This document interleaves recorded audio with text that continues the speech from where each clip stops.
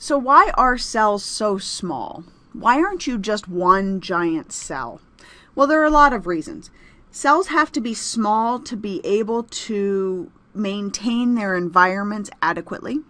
They need to have terrific surface to volume ratio, meaning that it needs to be adequate to exchange with the environment, but not so large that the cell actually will have difficulties getting things moved into the cell, all the way into the middle, mind you, from the outside environment. So when we look at cells, the small cells have a much greater surface area relative to the cell volume, making the cell much more efficient. And what we're really interested in then is getting this plasma membrane set up to separate the outside environment from the inside of the cell. And we talked before in macromolecules about something known as a phospholipid. And we talked about the idea that a plasma membrane is actually a phospholipid bilayer. So it's going to divide the cell from the environment, and it looks something like this in our images. The hydrophobic tails attached to the hydrophilic heads of the phospholipids, and it set up this membrane structure that we said was going to be important later on when we start thinking about how we move things in and out. So if it's outside the cell and inside the cell, how do we actually transport things through this plasma membrane? And that will be very important for us to think about later, and we'll spend some more time later on with that. We also have to deal with things that are known as membrane proteins. So here's a better picture of the phospholipid membrane for you. And in this case, it has two large kind of purple structures associated with it. This one on the right kind of looking like an exclamation point, and the one on the left that looks like it has a hole in it. Well, both are kind of true. The one on the right is actually what we would consider a surface protein. It's going to be used to anchor different things inside the cell. So it essentially is an attachment point for things inside our cell. This one with the tunnel through it is going to be important for something that we'll talk about later known as facilitated diffusion. So it really is a tunnel through our cell to help move in things that are a little bit larger. And we'll figure out how we deal with all of that.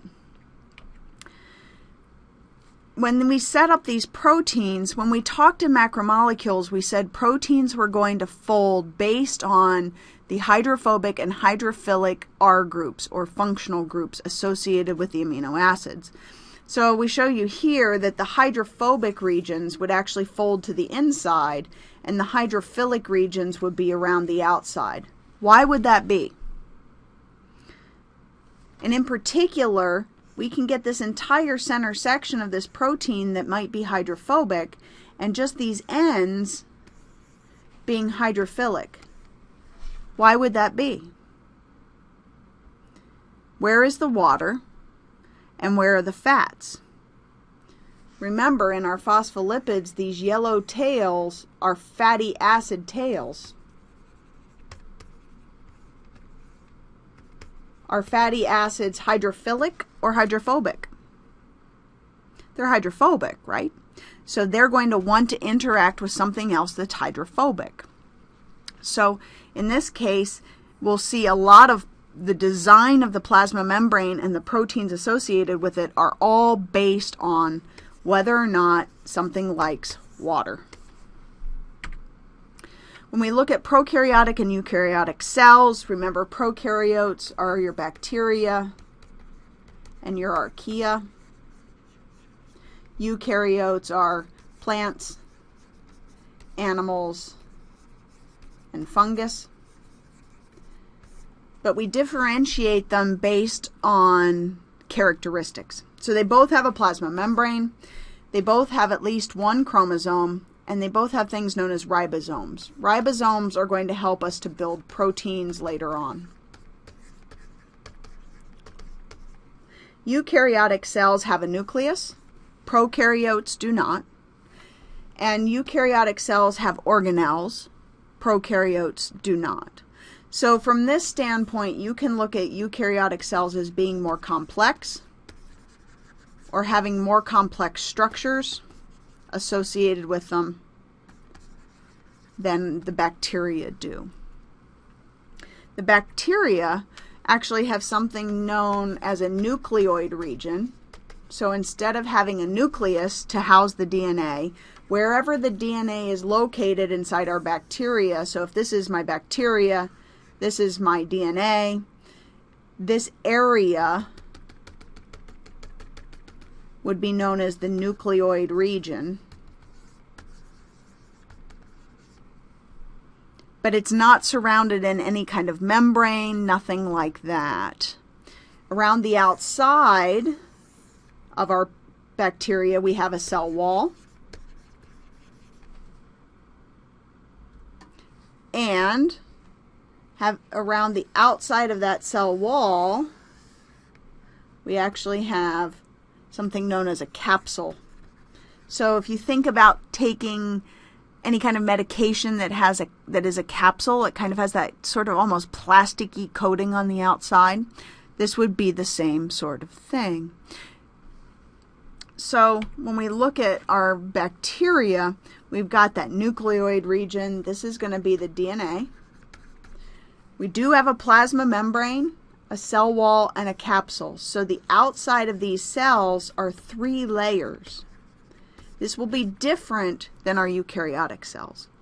Then we can look at things like the flagella, the cilia around the outside. All of these are going to be important for movement of the bacteria. Bacteria don't just sit in one place. Different are the eukaryotic cells. So these are our plants, animals, and fungus, like we said. And for these animals and plants and fungus, for these types of cells, there are going to be 4 major functions that are actually performed by the structures inside these cells. There's going to be something that gives genetic control. So if we talk genetics, we're always talking DNA. So we're going to need a nucleus. And we're also going to need those ribosomes that I mentioned to you that are important for proteins.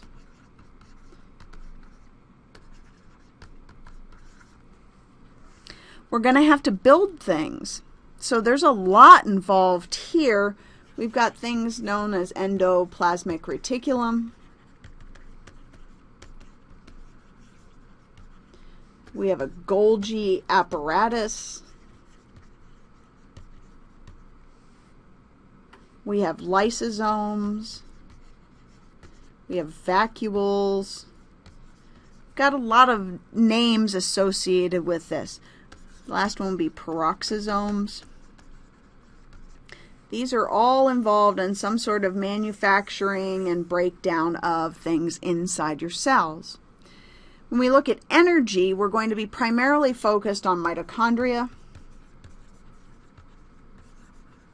But when we get into plants, the plants are actually going to use mitochondria and chloroplasts.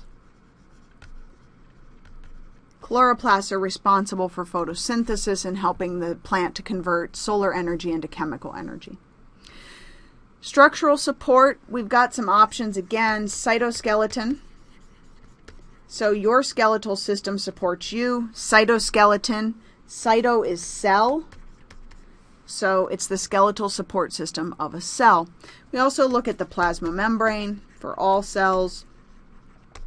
And if you're a plant, again, we'll look at a cell wall. Animal cells do not have a cell wall, but plants do.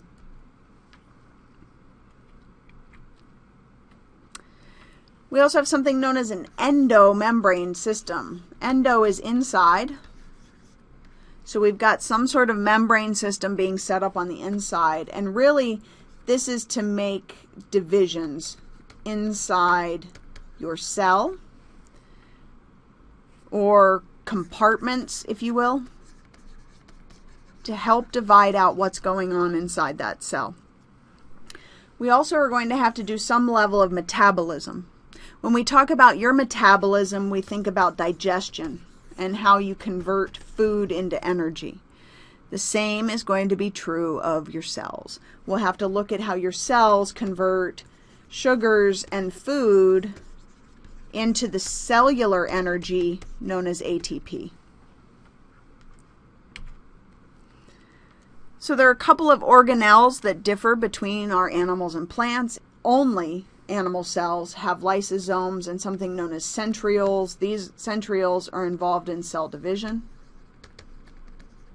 Lysosomes are the cellular equivalent of a garbage truck. Plant cells